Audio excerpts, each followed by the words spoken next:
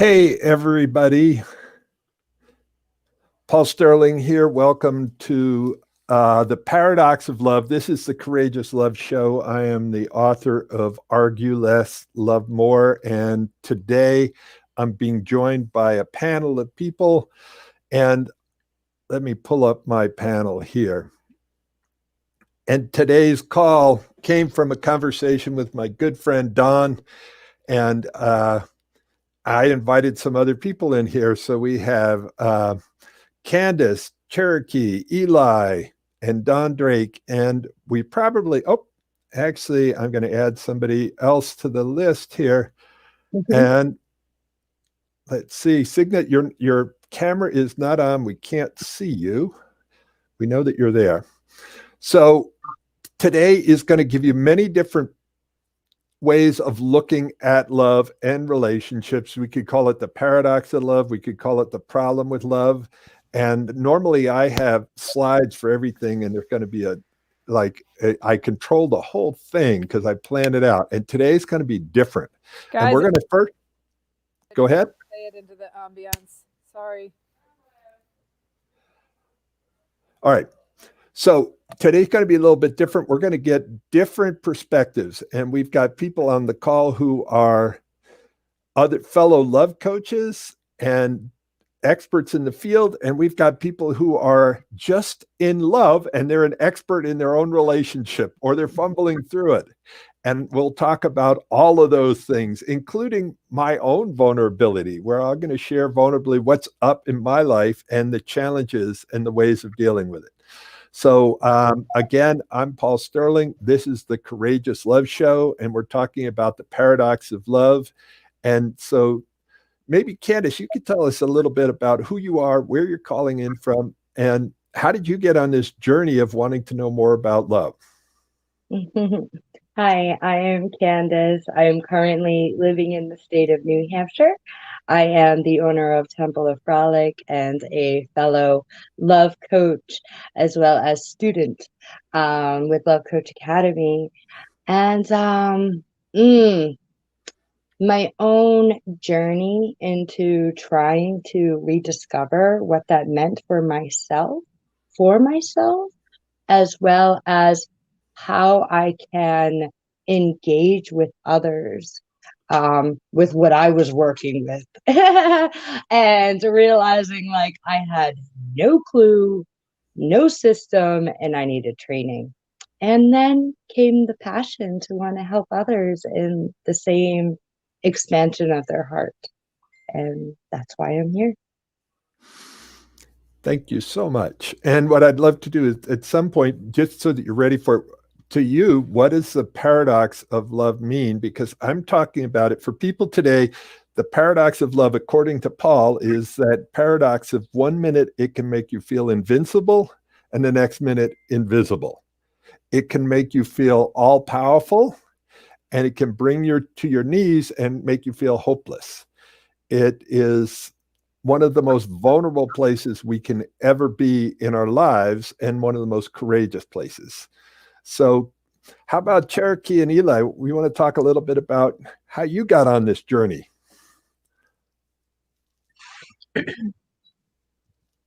Oh, well, we were both, I met you, Paul, because we were together looking for a relationship coach or some kind of product or in some way to help each other because we were having issues.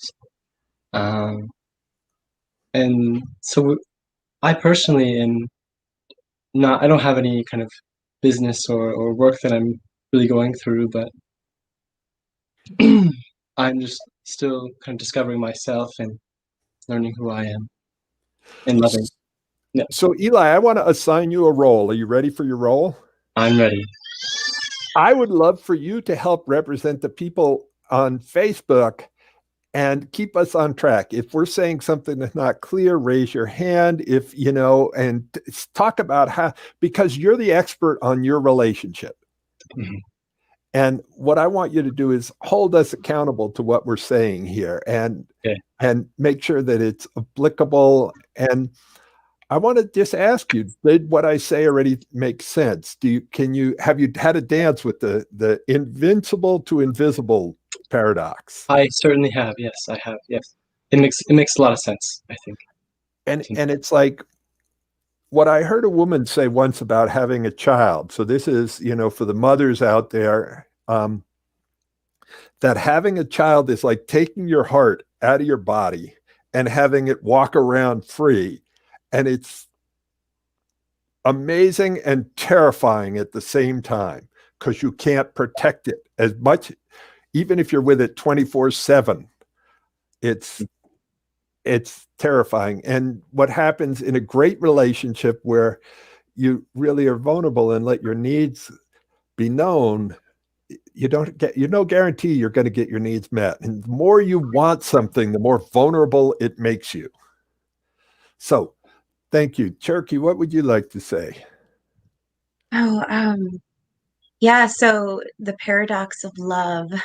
Um, I feel like my whole life, love has been so prominent, with like my relationships being so important to me and always having a chief role in preoccupying me, whether it was, my immediate family growing up into now being my children and Eli. But love is so important to me. And when something doesn't feel right in a relationship of mine, whether I feel like I haven't showed up as much as I can as a mother, or whether I feel like my partner isn't meeting my needs and I'm going crazy, it's really hard for me to function normally when something feels amiss, like I need to solve it right away. So I understand the feeling of invincibility, because when everything's good with the people I love, it feels just so heavenly. But when it's not, it could feel very hellish, and I start to wonder, why am I here? What's the meaning Oh, of this? wow. Thank you so much. And what I'd love to do is people on Facebook, we want to have this interactive. So comments like Kelly, thank you. Hello.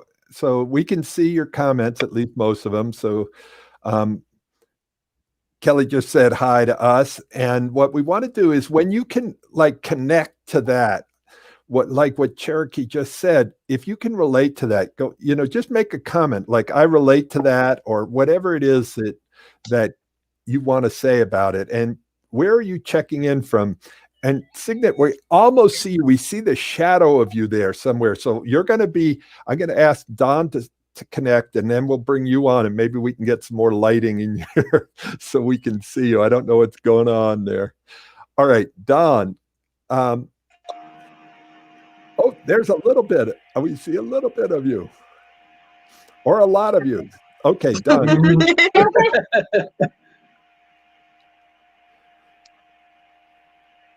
So, Don, what's your dance been, and how did you get here? And you're the one who really inspired this particular call. Yeah, it was a wonderful conversation we had this morning. We often have these very catalytic conversations.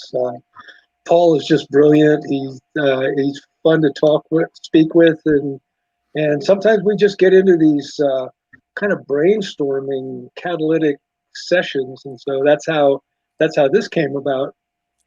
And the question would be, what is the paradox of love for me? And well, some years ago, I had a program called Transformational Learning Courses, or TLC, and I used to make meditation and kind of like personalized subliminal tapes for people back in the late 80s. And so I started calling the work that I do the paradox of love. But I didn't really know what it meant back then. I just thought it was kind of a cool, hey, that sounds pretty cool. And the way I saw it was that it's, we everything is about love. You listen to art, you look at art, you listen to music, and all the songs. It's all about love and heartbreak. And so I began to realize that, wow, we have this love-hate relationship with love. We all want it, but when we get it, something happens in our body. We relax, and then we become more vulnerable, and then our buttons get pushed. And unless we have some way of being able to relax into our own stuff as it comes up, it just keeps going around in cycles and cycles. So for me now, the paradox of love is really a spiritual practice to realize that for me, love is no longer this thing. It's never been a thing, and it's not even an emotion. It's really the essence of who we are.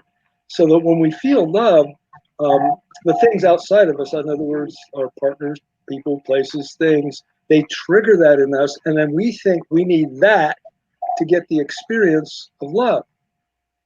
Well, actually, once you begin to feel into your own self, and and the word is holding space for yourself, so that when you're triggered, and this works great in relationships when you have two people that can push pause and be able to. So wait, Don, before you get into that phase, what and we're going to go there. I want to hear from you. What I want to do, we're going to go through 3 phases here. What's the problem or the paradox? What's the impact? And then at the last phase is what can we do about it? So you were getting into the what we can do about it. Ahead. Okay. I totally want that. I do. And we're seeing the shadow of Signet, and let me introduce her just a tiny bit. She's running an amazing summit, Breakdown to Breakthrough, and hopefully before the end of this call, we'll find out how people can find out more about that summit. I was one of the guest speakers. She's got a bunch of really amazing guest speakers, and so she's deeply immersed in the paradox of love. And she's coming to us from Colorado, and you're currently muted. So you're still muted. Unmute. Guys, I'm sorry I was not camera ready. This was all just sliding into home with whatever I've got. I just finished eating. I may have food in my teeth. So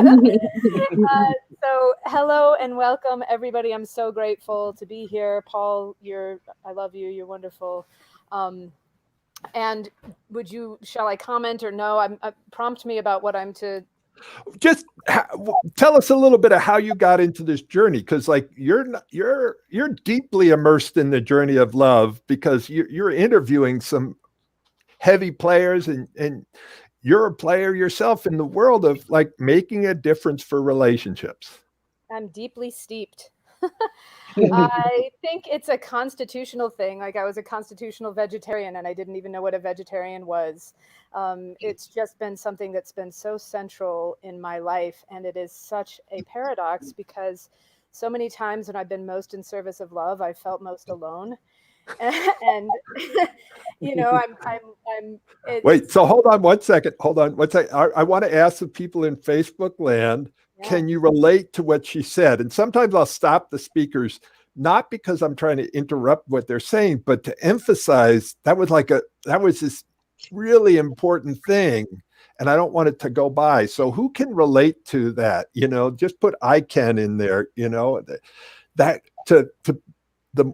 can you say that even again, that the more you were in love, the more alone you could feel at times or something? Yeah, the more I was in service of love and actually embodying love, the more alone I felt, and the sort of less loved externally, and yet I'm suffused with love and radiating love, and yet I'm not having the experience of it coming back through the objects of my, what I was shining my love onto. Right. And one of the biggest challenges people have is they've never felt more lonely than when they're in a relationship where they're not getting met. Mm-hmm. It's such a huge challenge. So what we want to do is look at what causes that? What's the impact? Now, anything else you want to say before I bounce to some slides, and then I'm going to get everybody's input again. Well, bounce-a-rama. Go for it. Okay. So here we go. And Gloria says, I can relate to what Signet just said. So here's one of the things that I came up with. Well, I didn't come up with it. Somebody once told me that a problem clearly defined is a problem half solved. Now, as a relationship coach, what I say is if you don't agree on the problem, you won't agree on the solution. So the beginning part of this call is, What is the problem in relationships? What causes us to go from feeling invincible to invisible, from feeling like our needs are precious and matter to feel like our needs don't matter and we don't matter? And it's not about more information. Like some of you are going to get more information here on this call, but we've never had more information about diet. Like I went online and found there's 26,900,000 hits when I put in diet advice. Never had more information about diet, never had more obese people. We have never had more information about relationships. When I put in relationships, it was 94,800,000 hits. And we've never had more misery. Relationships are falling apart faster than ever. We're having more divorces than ever. More people are disappointed than ever. So what the hell is going on here? We got some background noise in there somewhere. Someone could mute themselves. If everybody could mute yourselves. Okay. Then how are we doing? We're getting almost 1 million divorces a year, one every 31 seconds. So we've been on this call for 17 minutes. So that means during this call, 17 times 2 is 34. If I'm correct on my math, 34 divorces have happened since we've been talking. At a cost of $30,000 a year. I mean, $30,000 per divorce. All right. I'm going to give you one frame, and then I'm going to go back and probably start with Candace. So Candace, be ready. And Candace, just so that you know, I have a slide up here. And on one side, there's 2 lines in a cross. On one side, on the left-hand side, I'm describing it because Candace is blind. So if I don't describe it, she's not going to know what I'm talking about. On one side is certainty. On the other side of that line is freedom. So if we listen to Esther Perel talked about in the old days, we had certainties. We knew what the role of a woman was. If you were a woman, here's what you did. You did the laundry, you took care of the kids, you did this, you stayed at home. There was certainty. And now on the other end of that is freedom. And with women's liberation and with birth control and with all of this stuff, women have got a ton more freedom, but a lot less certainty. At the top, there's another line going from the top to the bottom or the bottom to the top. At the bottom is simplicity. So in the old relationships, simple, certain, but miserable. In the new relationship, lots of freedom, but lots of complexity. So that is a model to look at things. And I want to hear what people think of it. And Kelly just asked, what is love? So let's dive into what is love and what is this paradox that we're looking at. So Candace, do you want to start us on this or should I bounce with someone else? Yeah, it's just what would you like me to dive into? The slide, the question? Well, actually, let's look at what is love and then let's dive into the question, because I think that we're not here to tell you what love is for you. I'll be clear. I'll just say that for myself. We're not even going to agree on it among the panel. We're going to tell you what our experience of it is and see if that is helpful for you. So Candace, what is your experience of love and what is your experience of this slide that I just showed? Yeah, I'm glad you said that. And, as much as yes, great question, I would never know where to begin to answer it. I don't feel like it's definable, so to say. You can't put it in a dictionary, and because it is so, and that's what I love to teach people, and the practices I do is getting us more into what that really means for us. And then when I think about this chart, this slide, and wait, Candace, let me interrupt you here. Sorry. I'm going to ask you a different question then. Yeah. When do you feel loved? What's going on that helps you feel loved? How do you know you're being loved? Mm. Mm. Presence. Um, Presence is a big thing for me. So what's that mean? Emotional and spiritual availability. Especially as someone who I don't like monogamy. I don't like monotony. Um, but I also, a certain level of certainty sounds nice. So um, Candace, I'm going to bring the slide up again just to give people a reference here. So monogamy might be over here. It's certain and it's still complex. Monogamy is not simple, but it may not give you the freedom you want. So polyamory is very complex and can give you a lot of freedom. mhm, And depending upon your values, you got to decide what one works the most best for you. mhm. And it can be very scary, very, very, very scary. For me, I wouldn't have it any other way. And I also see it as more opportunities, not only to experience love, but to really get super clear on what that definition is inside here. Right. Because I when you talk about that divorce thing there, one of the things I think of is how many of those people really shouldn't have been in that relationship to begin with. I'm newly dating, trying to do the dating scene. A lot of people want to rush and get me on the phone and meet me, and they're like, whoa, hold the phone. Like, yeah, slowing things down. So one way of looking at that, and I've talked about this before, and I'm about to bounce. I think I'm going to bounce a signet next, so you can be ready on your side. But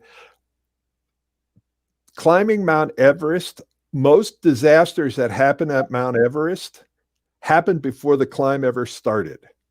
Like they didn't have the right equipment, they didn't have the right training, they didn't. So it's like it was built right into the system. And if you get together with someone who doesn't have vision and values, and that's what I just heard you saying, Candace, it's like a lot of relationships are set up to fail before you even started.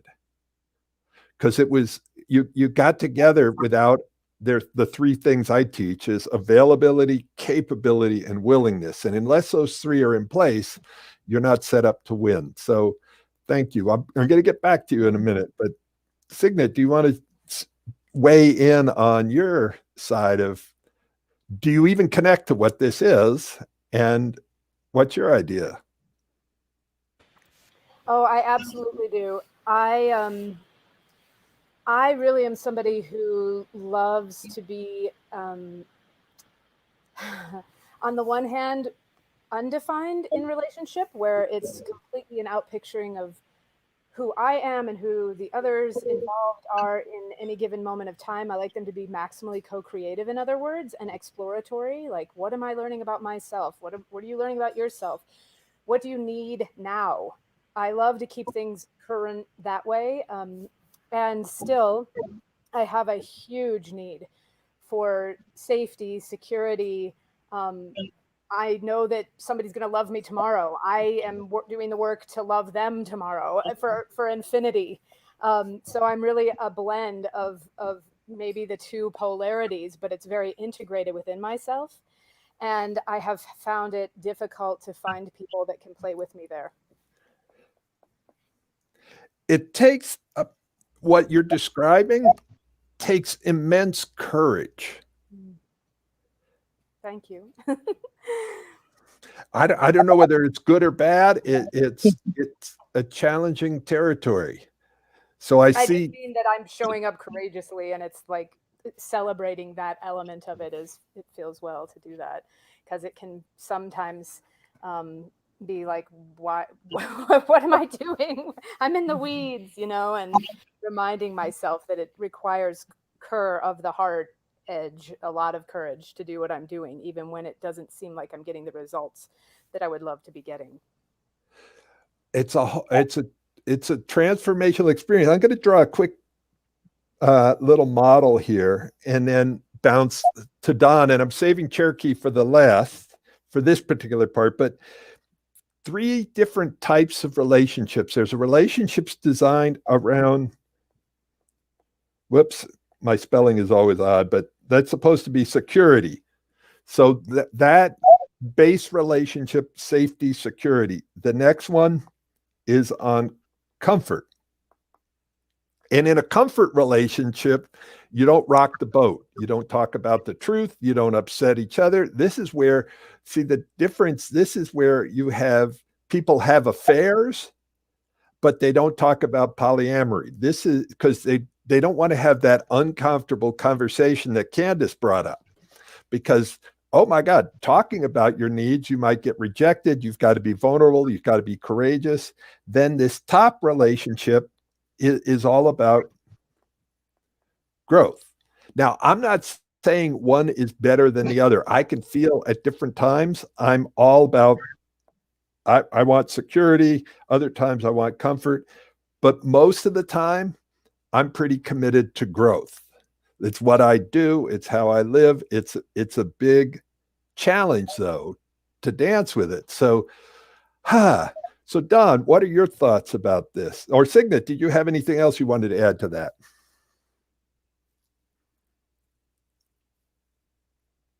You're still muted.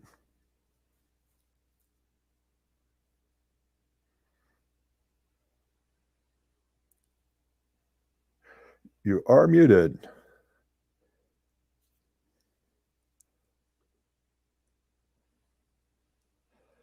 You're still muted.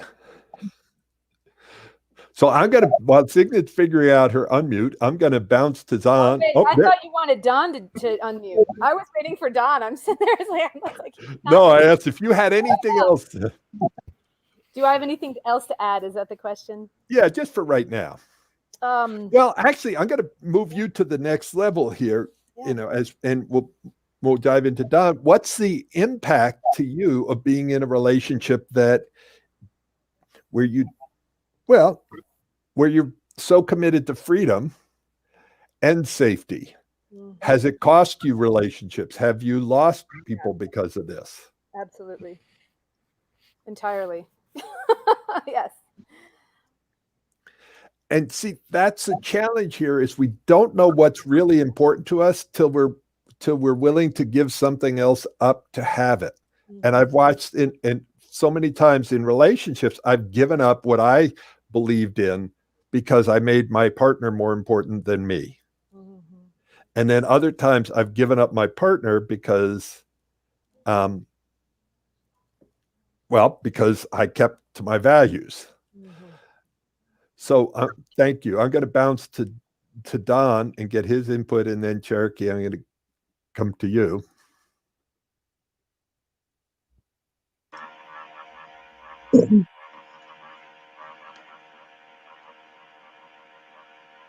Okay, well, Paul, you want me to go next? Yeah. Okay, so the question is, what do you relate to in this model? Certainty to freedom, simple to complex. Where do you want to fit in here? And does this make sense to you? It does make sense because I probably cycle through these different polarities without even knowing it at times, just during the day, mood change, different things. What I was looking at is the little pyramid with security and comfort and growth, and for me, I'm more interested in growth than in comfort or security anymore. And actually, but I'm not interested in growth with effort. I'm interested in growth that happens spontaneously. If I show up and I'm vulnerable, and I'm willing to. For example, if I'm in a relationship and my partner says something that triggers me, there's a number of ways that could go depending on where I am floating around in this chart. But my hope is to be able to push pause and to be able to say, when you said that or you did that, this is how I felt.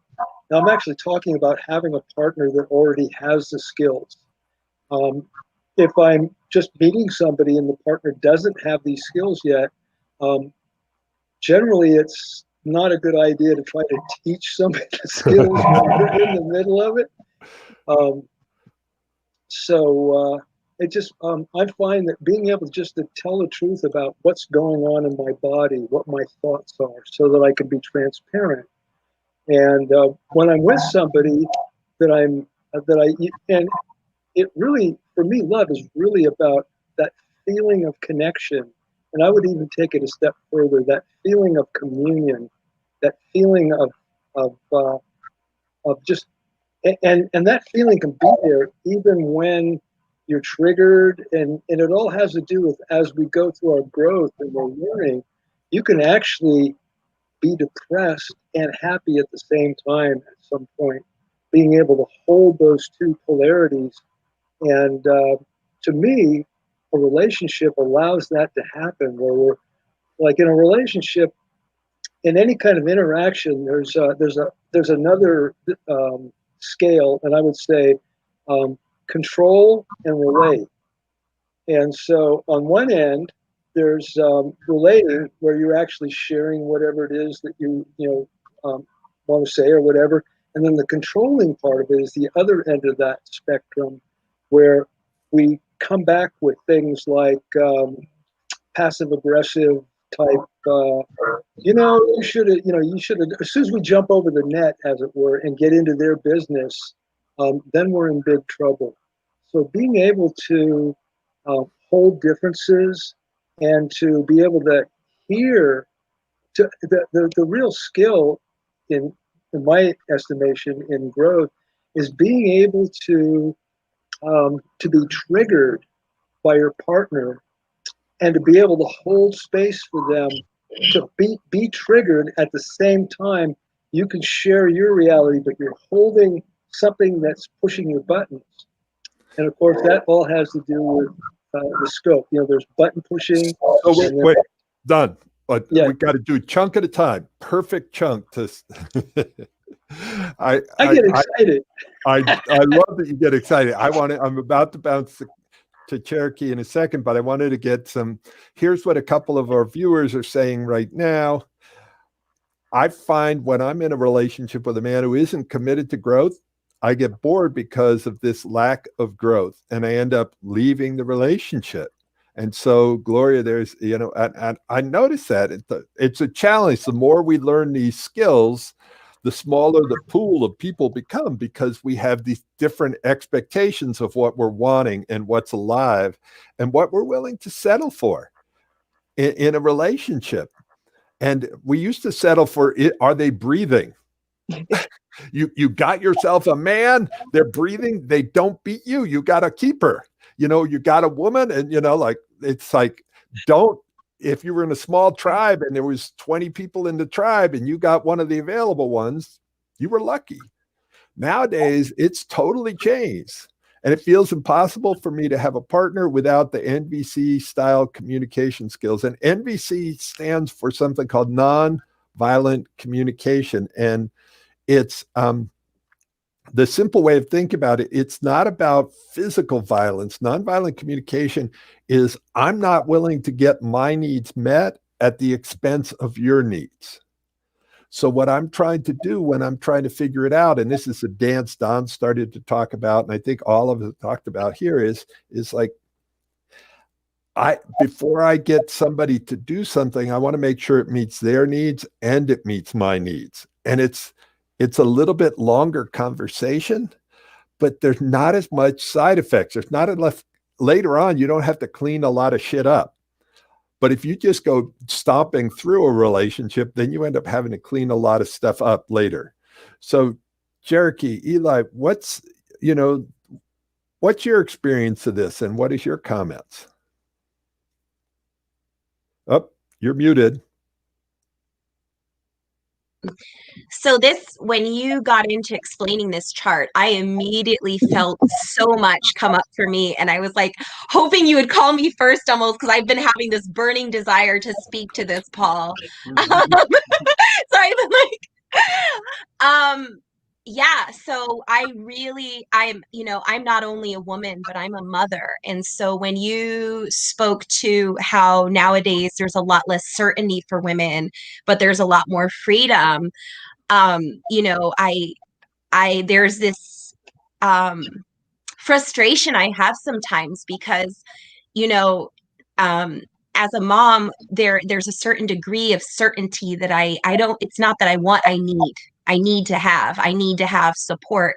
And because we don't have the tribe anymore, or even tangible community, a lot of times, like Candace and I talk a lot about how both of us are on this, you know, island, and the virtual community is really what we've been, you know, using right now, as opposed to actual physical real community. And it So Cherokee, I feel bitter sometimes as a woman, because I feel like nowadays, um that almost like we're not even allowed to be women.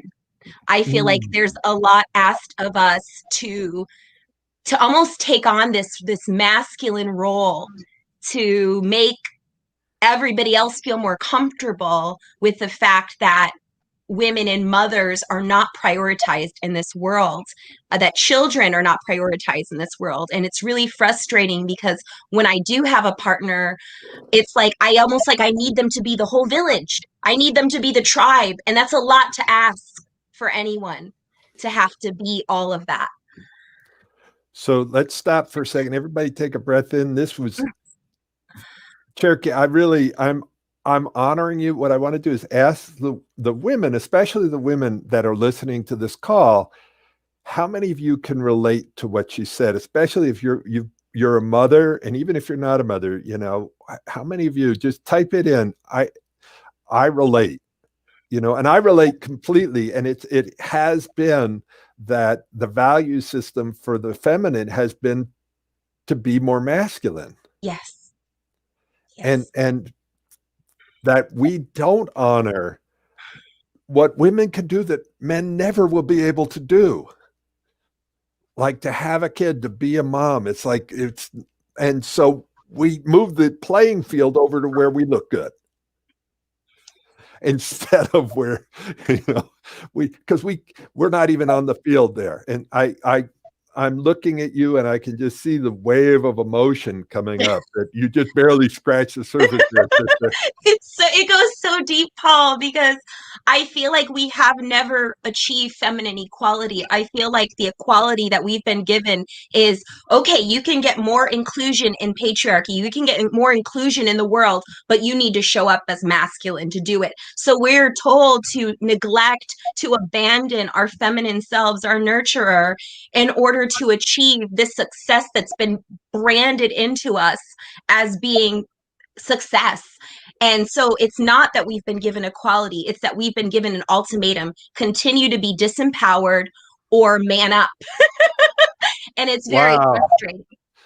Thank you so much for part of the remember what I said at the beginning, that a problem clearly stated is a problem half solved. And you have so well stated this. And Gloria said, I can, in business and in life, women are expected to act like men. And so what's happened is, rather than equality, what we've got is sameness.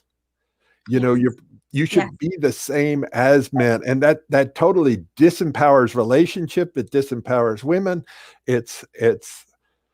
And it's confusing for men. Oh, it's terrifying for men, because you don't come with an owner's manual, and it's like wait, does this one want me to open the door or not? Is it? Right, yeah. And I grew up in a family where women's liberation started in my living room with my mother. I mean, we had the feminist movement in the meetings and the whole thing. So I have talked on Women's Commune, where I'm like the only guy teaching about I'm teaching about communication and sacred sexuality to a room full of women. Most of them are lesbians. It's like, it's been an interesting journey. My mother has trained me well, and I've been in relationships with amazing women, but it's still, I'm never going to be a woman. And I really appreciate, that's why this panel, I'm so lucky to have 3 incredible women on this panel today, that we can hear this different perspective. And here's another comment, and then I want to hear from Eli. I feel like I have to amplify my yang and I'm missing out on my yin. And when I talk about passion, it's about polarity. It's about having a strong feminine and a strong masculine. It's not about homogenization. Men have been neutered and women have been like, well, neutered too. I don't know what the feminine version of neutered is, but we're homogenizing people rather than allowing for polarity and passion. So Eli, what's it like to live with a woman that's so alive? I'm definitely growing every day, and there's nothing I could lie to myself about, keep hidden, and that is a blessing. Truly, Does it always feel like a blessing? It does not always feel like a blessing. Yeah. Go ahead. Well, what I want to say is that we're trying to create something new here. You know, this is a new paradox. It's a new way of being. We're going from certainty to freedom, and we're trying to, we're going, as we discover more, relationships are going from simple to complex. And we've never been here before. We have never been at this place in time. And the past is no longer available to us. And we're creating a whole new world of relationships. And part of what I want to say is, to have a remarkable relationship, you need remarkable relationship skills. You're not born with them. It's like I wasn't born knowing how to drive a car. I wasn't born knowing how to do a computer. I wasn't born. Relationships are a skill that can be learned. And if people want to learn it, that's why I've spent the last almost 30 years focused on this, so that I could, first place, for myself, because I was a relationship disaster. I went through 1 divorce, 4 broken engagements. Listen, I had relationship repellent when I was born. Mm-hmm. So it has been luckily for me, it's a learnable skill. And that's why courses like, my friend Scott Katamas, who runs Road Coach Academy, the late Marshall Rosenberg, who created nonviolent communication, Signet's whole program, and she's brought in a bunch of people like, I believe Dr. Sue Johnson is on there on attachment theory. Don't expect a remarkable relationship if you're not going to put in the work. So Eli, you are a courageous man. I loved our talks together. You have stepped into the fire. Call it what it is, Paul. I'm calling what it is. And you're now pregnant, and there's going to be a whole world of hormones, which you already know because you're a mom. And it's like, holy shit, hang on, here we go. And Daniel's saying, hi, Paul. Loving the gang, Yeah. So let's go back to the model for a second. Whoops. I now have gone to full screen and lost everything. I'm learning technology here. Okay. So who'd like to say something now about what's the possibilities for the future? And by the way, at the end of this, if people want, if they want a breakthrough session with me, they can spend 45 minutes with me. We'll get clear where you are, where you want to go, what difference it made. And Cherokee, if you two want to talk about that at some point, what it was like to go through that would be awesome. Yeah, we'd love to. And then also before the end, I want to have Signet spend a minute just talking about her upcoming program too. And Candace is also a love coach, and her and I are very different, as you can tell. And, somebody's going to resonate with her and her vivacious, alive sexual being. And someone's going to radiate with and I'm like a heady guy. I speak dude, which is a different language than the feminine, so I can speak dude. So what I'd like to do but Cherokee, maybe you could spend just a second, talk about what a breakthrough session was like for you. And then I want to hear what people have as possible solutions or ideas of how to be in the paradox. It's not like there's a solution for the paradox. It's tools to be in this challenge. Yeah. Paul, there's just one more thing that was like kind of burning, and I just wanted to add, when you were talking about, the males being neutered and then the equation of that for the women. And I kind of came up with this term a while ago that in, other places, women are physically circumcised, and I feel like in the West, women are mentally and emotionally circumcised in order to survive. So I wanted to speak to that before. Wow. I had chills go through my body. I knew you were on this call for a reason. When Candace said you might join us, I was like, oh, absolutely. Because I know you're a great learner, and you're also a great teacher, and you bring like such heart and power to what you say. And it's like, it just goes right through it. The way you communicate comes right through my heart. No resistance. It's like, yeah. As far as the breakthrough session with Paul, Eli and I were just amazed how within that short period of time, just how much was addressed. I mean, do you want to?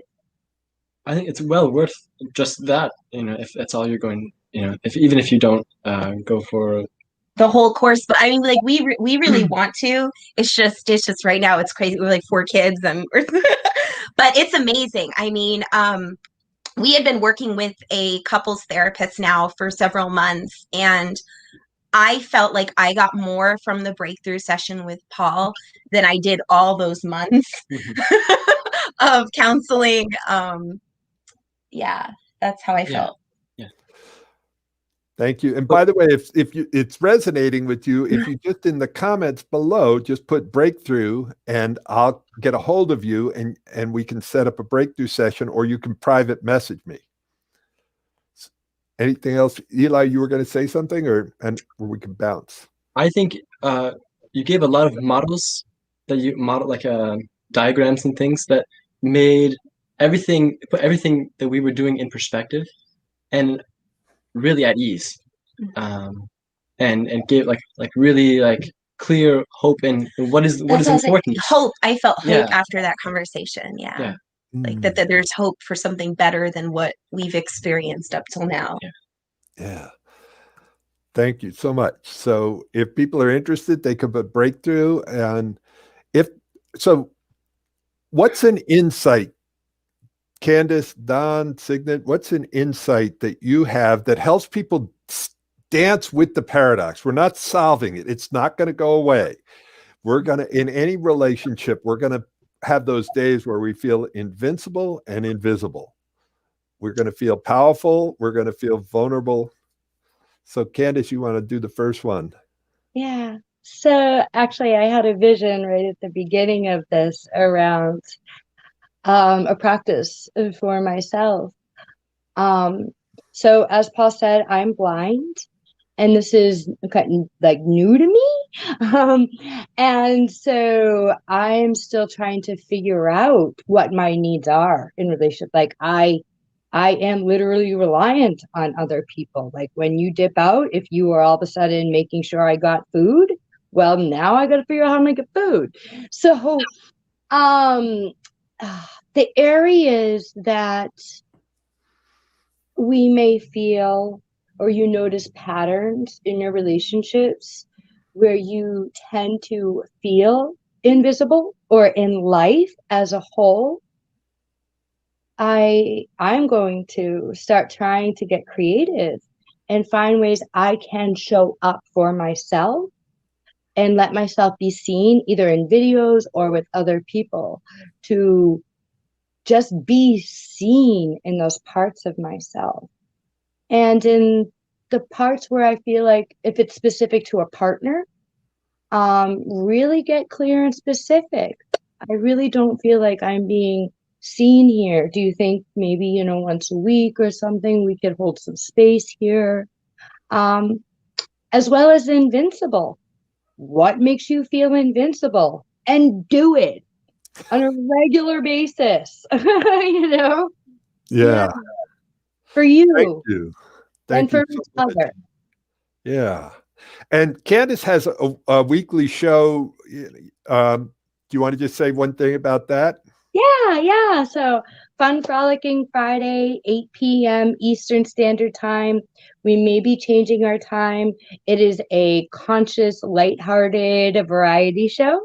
We drop into very deep topics around love, sex, dating, relating, and always add a fun flair. And you never know what me and all of our fabulous guests will be wearing. So please join us.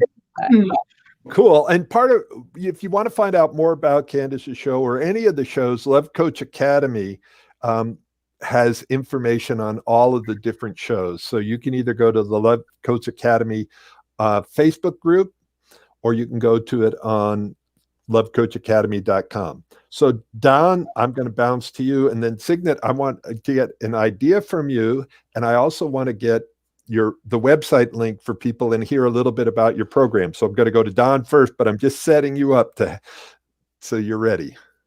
This is Don, where you can offer your tip that you were going to offer earlier. How do you wrestle with paradox? Yeah. Well, I call it developing the both and muscle. And it's like when I'm reactive, I'm in either or. It's like it's good or bad. It's whatever. When I can relax and push pause and hold that space of whatever my triggering is, and still be able to communicate and connect with the other person, then I'm actually developing my both and muscle. So then the paradox is no longer, it doesn't seem like it's something that's fighting with itself. It's all of a sudden you realize, oh wow, everything is paradoxical. I'm a walking paradox. And then when it comes to love, we actually are love. That's what we're made of. So it's not an emotion. It's all these things that people think it's not a thing. It's actually no thing. But it's nothing like you've ever felt before as you relax into it and you allow this kind of both and well, I call it the both and muscle. So that's my tip for today, is that discover the both and muscle and work it, and you work it by surrender. Yeah, and Don, thank you for that. It kind of reminds me of that Rumi poem of "There's a field out beyond right and wrong," because we're in this right and wrong world, and that's the either or world. Either I'm right, and if I'm right, then you're wrong, or if you're right, I'm wrong. Versus, wow, how can it yours and mine? So thank you, Don, so much, and thank you, Don, for inspiring the call. And so we're going to go to Signet, and then Cherokee. You guys are going to get like the final say on this, because you have just been such a wealth of love and connection here. I really totally appreciate it. So, Signet, what do you have here for us? Well, I find for me that a lot of it comes from self-acceptance, the Can you paradox. turn your mic? I don't know why, but your mic is really low. Yeah, you guys were sounding like robots. I don't think I can I have a whole thing. Sorry, it was like wobble robots, like that. Yeah, I'll Don come has definitely closer. got the robot thing going. So for me, a big part of playing with the paradox and actually having a fun time doing it derives from accepting, and not just accepting, but celebrating the two poles as sort of the alpha omega. And in order for energy to run, there has to be polarity. There have to be two poles. So I view it as the way that it's like the animating force of all that is and of what is to come in relationship and of what's possible. Kind of like how um, time travelers go in phase, out of phase, they disappear, they come back into appearance. I view it as like an ultimately creative state that is my essence. And so it really comes down to being accepting of it and celebrating of it as my essential nature and a prerequisite to playing in this realm at all, to actually even being human, and to actually knowing love and to growing love and to experiencing love. So for me, I think that's the trip up part. I think I've gotten caught up in like a existential shame almost for experiencing that, but then realizing that it's foundational. We all have to go to the bathroom, we all have to breathe oxygen, we all have to have this alpha omega experience in order for the currents to actually animate and live and run and love. So that's what's helped me the most with reconciling and actually enjoying the ride. Yeah, it sounds like I'm making up my interpretation of what you said, which is embracing it rather than thinking something's wrong. Mm-hmm. Yep. So we're getting an echo here. I'm going to just say, tell us about your program and I'll stop talking. Yeah. So we have a free online summit coming up, and Paul is featured twice. So you get 2 action-packed hours at least of Paul. And we are tremendously resonant, so it's a really lit up interview. They're really lit up, and they were super enjoyable to film. Anyway, it starts the 22nd of January. It will run for at least a month. There will be a featured speaker a day. If you enroll now, you get all these freebies right away because every speaker is giving away free books, free audiobooks, discounts, free coaching, questionnaires, everything. So there's no waiting. Go ahead and do it now, and you'll get on the list to get reminders, daily watch links, etc. So we'd love to have you. It's COVID time, which is a gift in many ways, if we parse it that way. The relational cracks are showing like at no other time. We're all human, we're all in relationship all the time, and we're all having challenges, but we distract. We've been very distracted, and now because we're sequestered and quarantined and really coming up against massive loneliness paired with petri dish phenomenon, being in too close of quarters. It's not too close. I mean, it can be incredibly intimate and wonderful but if we don't know how to navigate that, then it becomes hell. So we're working with this whole electrical current between the alpha and omega, and we just have so many incredible voices. We're getting at this from like the divine perspective. We're looking at relationship from every single angle, and there's something for everyone. And more than just one something. It's just a symphony of, it's like the Mozart effect. The more complex the melodies, etc., the more it activates your brain to be able to light up and function highly. And it's our heart and our brain. Those are one and the same. They work together in synergy. And it's just such an illuminating experience. And I'm really looking forward to everybody being enriched by it. So give us the link, and then I'm going to bounce to Cherokee. Totally. It's relationship, singular, relationship, breakup, to TO, breakthrough. So RELATIONSHIP, TO, relationship, breakup, BREAKUP, TO, breakthrough, BREAKTHROUGH.com. And you can register for free there.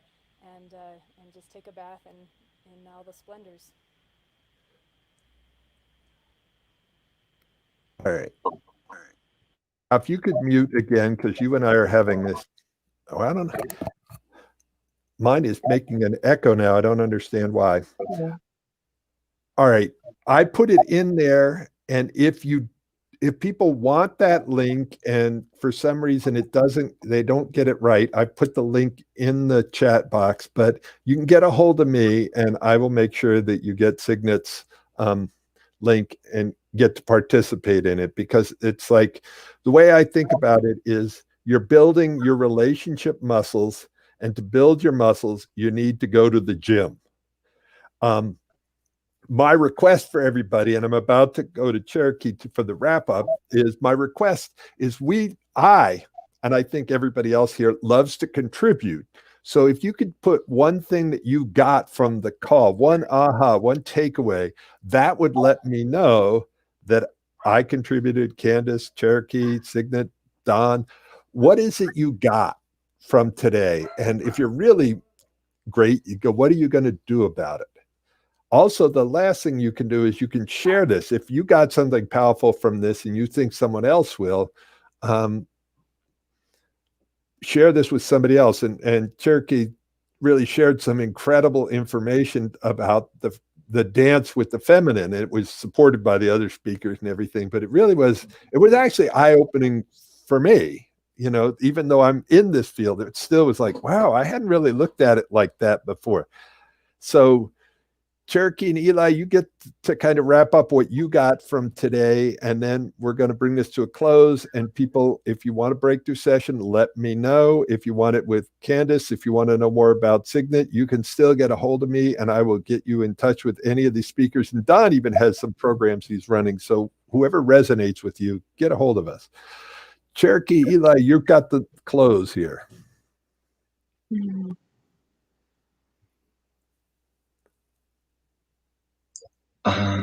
Yeah, so I think all of us have touched on the similar thing where Candace talked about you can't really define it, and Don talked about it's like this experience, and Signet as well, where I'm really into like non-duality and like consciousness, but like theoretically like, and so it's a lot of these things like truth and love and God and like all of these things can be synonymous in some way.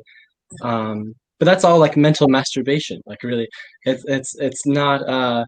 It's an experience. So, as in a relationship, the growing part is on that scale. On the diagram is the surrendering and of you being vulnerable, which is unity, becoming one with each other. Yeah, and that's kind of how I see the paradox of love. Yeah, I really. Oh, go ahead. No, I just was bringing up the picture that Eli was talking about there, so people go ahead. What Signet said about acceptance also spoke to me, because I think that sometimes I want it all to be good, and I'm so attached to the idea of it always being lovey-dovey and for us to always be on the same page. And when it doesn't, and then when we fall into that, that polarity of it not being that, it's like I'm acting brand new. I'm like, what the hell's going? It never happened before. Like I really expected for there to never be another drop, and I'm like so disappointed every time. So I think that, for me personally, working with acceptance, it does help, because it's peace. It's the peace of knowing that even though everything's fucked up, everything's perfect. Sorry, am I allowed to say that? But everything's perfect as well at the same time. Thank you both. Thank you all for this amazing call. I was touched, moved, and inspired for each of you. And yeah, it's to be able, like, the two paradoxes, or the two different ways of looking at relationships, and this is my closing thoughts, is that one is the happily ever after. So you get together, and when you get together, the journey's over, the hard work's over, it's done. We just live happily ever after. And then if there's an upset, I must have picked the wrong partner. Like I did something wrong. This is not the right person. I've got to go back out and find the right person. Versus the Lord of the Rings. The Lord of the Rings is a totally different journey. When the Bilbo Baggins or whoever it was in his hobbit house, and life was already happily ever after, and they'd come bring the journey to him. He's like, no, go the fuck away. Leave me alone. I know what the journey's like. And see, this is why mothers need to have enough time in between pregnancies, because they know what birth is like. They need enough time to forget what pregnancy is really like, so they can have another kid. And it's sort of like that's what we need in relationships. We need like recovery time, so we forget how painful and hard and challenging and all that relationships actually are. And to get yourself support. Any athlete, dudes, I am talking to you, dudes. This is the closing thing. If you want to get good at golf, you get a coach, you get a mentor. If you want to get good at playing the piano, you get a mentor, you get a coach. If you want to be good at anything, you get yourself a coach. And then the most difficult thing in your life, making a relationship remarkable, you think you're going to do it by yourself. Good luck. Get a mentor. I am a relationship coach and I have multiple mentors. I don't have just one, I have several, because it's challenging. So thank you, everybody. If you got something from this, we totally appreciate it. Join me Thursdays, 6:05, Sundays at 4:05. Have an awesome day. Share. I love you. Love you all, speakers. Thank you so much. Have an